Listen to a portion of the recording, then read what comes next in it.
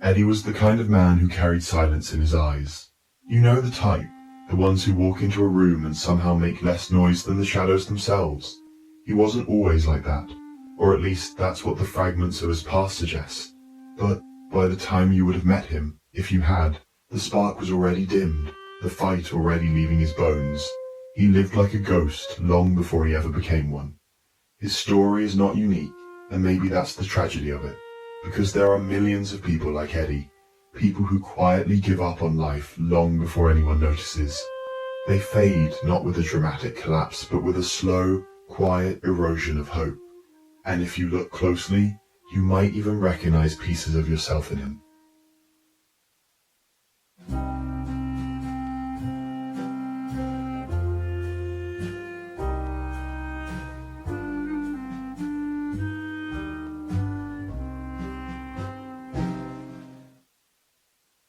Eddie grew up in a small town, tucked somewhere between quiet roads and factory smoke.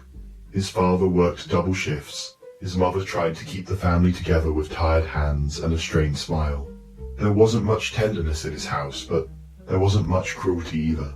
Just the cold indifference of survival. That's the first thing you learn in stories like Eddie's. Sometimes it's not the storms that break people. It's the constant drizzle, the unrelenting greyness of an ordinary struggle. As a boy, Eddie used to dream. He dreamed of being an artist, of filling sketchbooks with worlds no one had ever seen.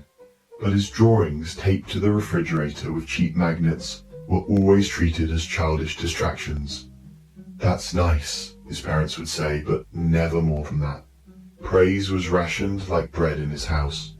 And slowly, almost invisibly, he started believing what the world suggested, that his passions were not practical, that his worth was measured only in what he could endure, not what he could create.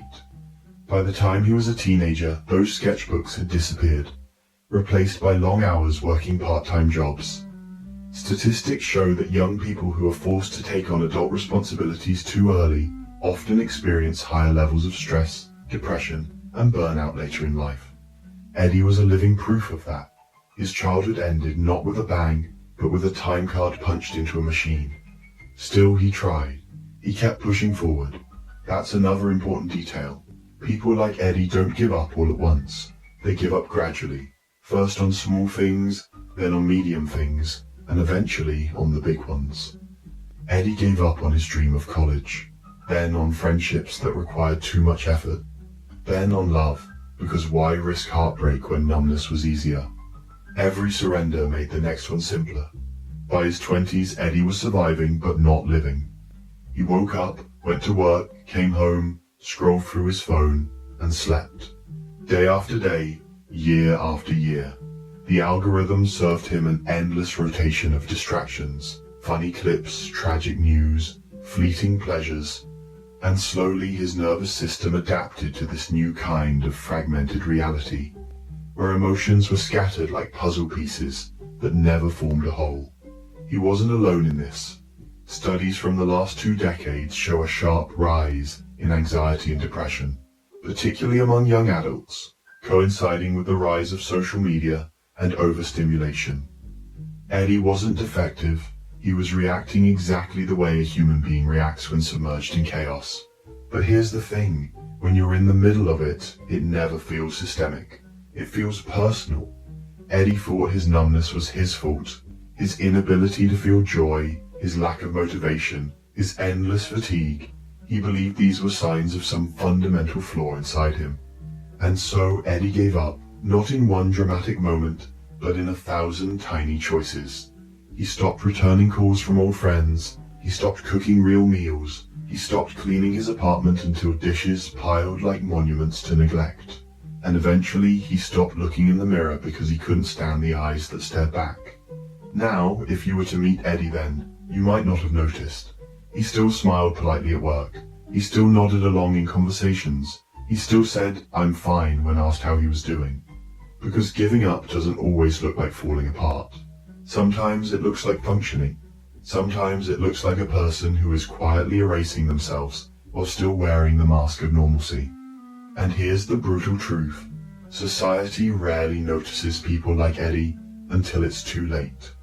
We live in a world that rewards productivity, not presence. As long as Eddie showed up to work, paid his bills, and stayed out of trouble, no one asked if he was okay. And when they did, they wanted the short answer, not the real one. That's one of the cruelties of modern life. We are surrounded by people, but many of us are deeply alone. But let's pause here. Let's step back from Eddie's personal story and look at the bigger picture. Because Eddie's life, as heartbreaking as it is not just the story of one man. It's the story of a culture that quietly teaches people to give up. Consider this. Research from the World Health Organization shows that depression is now the leading cause of disability worldwide. Over 300 million people are affected. Anxiety disorders follow closely behind. These aren't just statistics, they are reflections of millions of lives like Eddie's, lives where hope slowly withers under the weight of pressure, disconnection, and relentless expectations. And yet, most solutions offered are directed inward. Fix yourself, heal yourself, optimize yourself. Take a pill, download an app, read a book, do some breathing exercises, and while those tools can help, they also reinforce a dangerous idea that the problem is solely you, that your sadness is a malfunction instead of what it really is, a very human response to an overwhelming reality. Eddie never learned that. He thought he was broken, and because he believed he was broken, he never asked for help. He never told anyone the full depth of his despair. He just faded. But what if we looked at Eddie's life differently? What if instead of seeing him as a man who failed to cope, we saw him as a mirror reflecting back the cracks in our systems, our communities, our culture? Maybe Eddie wasn't weak. Maybe he was just unbearably human in a world that keeps demanding we act like machines. And this is where the lesson begins to unfold. Giving up on life is rarely about laziness or weakness. More often, it's about exhaustion. It's about people who carry more than they can possibly hold until their spirit quietly fractures under the weight. So, let's return to Eddie, sitting in his dimly lit apartment, scrolling endlessly on his phone. Imagine him pausing for a moment, staring at the glow of the screen, reflecting on his tired face. Deep down, a small whisper tells him that something is terribly off, that this can't be all there is, but the whisper is faint, drowned out by the noise of distraction. And Eddie, like so many of us, keeps scrolling. The question is, how many Eddies are out there right now?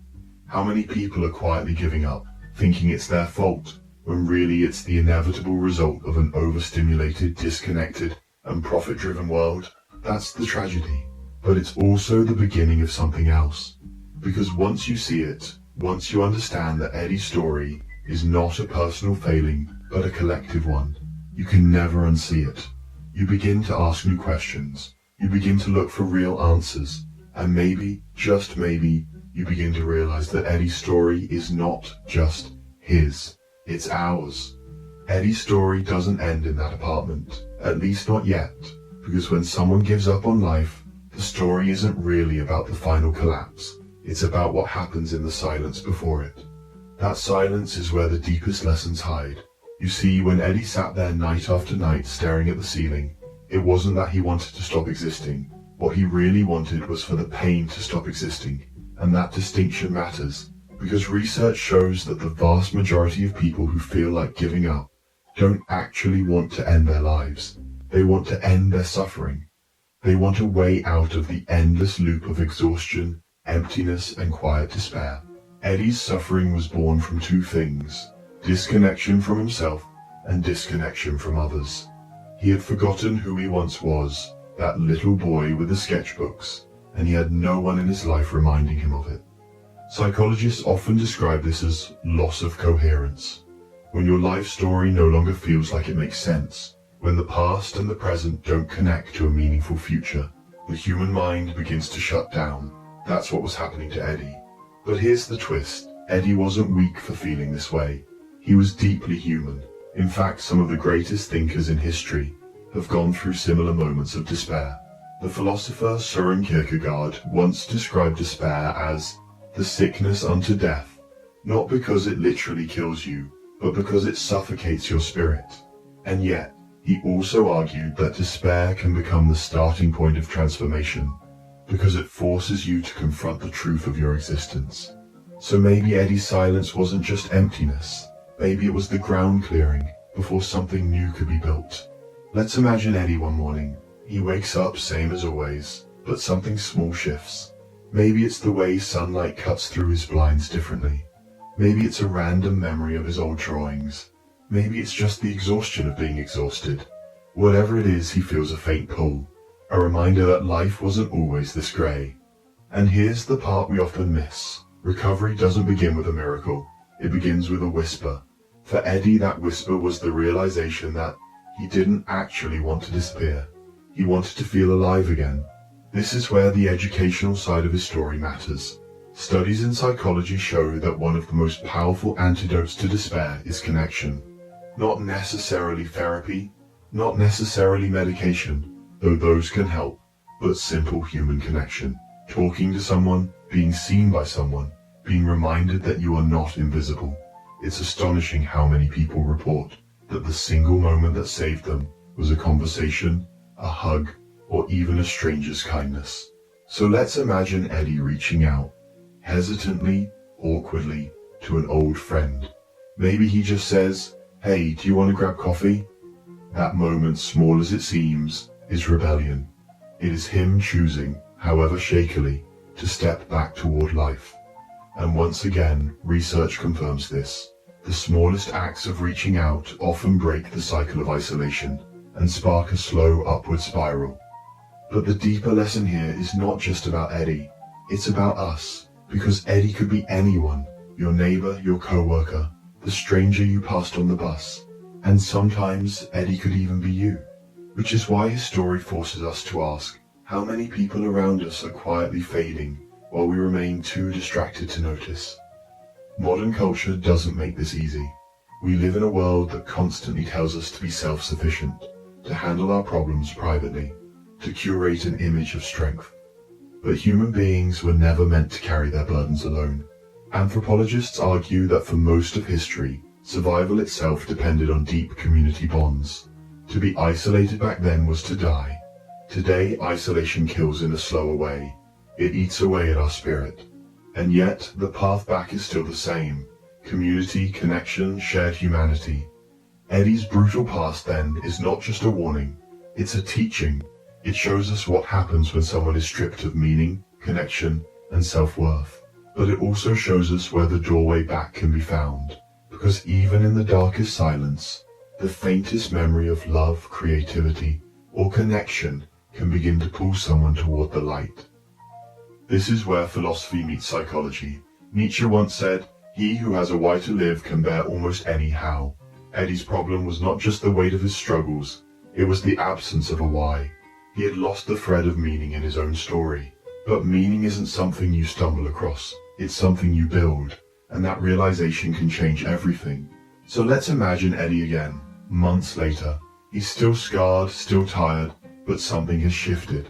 He starts sketching again, not for approval, not for profit, but because it reminds him of who he is.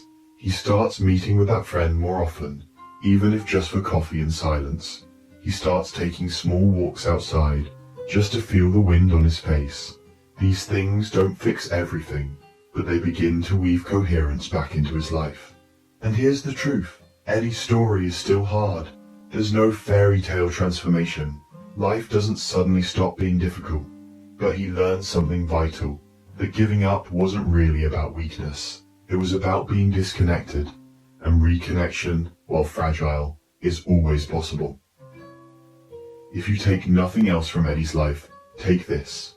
Despair is not the end. It is a signal that something in your life has gone deeply out of balance. And if you can listen to that signal, if you can resist blaming yourself and instead seek connection and meaning, you can begin to step back into life. Right now, as you listen, maybe you recognize some of Eddie's silence in yourself. Maybe you felt that same weight, that same temptation to fade. If that's true, let this story remind you, you are not broken, you are not defective, you are human, and being human means you are wired for resilience, for connection, for renewal. Eddie's past was brutal, yes, But it wasn't the whole story, because beneath all that silence was a truth waiting to be remembered. That life, however fragile, however heavy, is still worth stepping back into. And maybe, just maybe, that reminder is what someone needs to hear right now.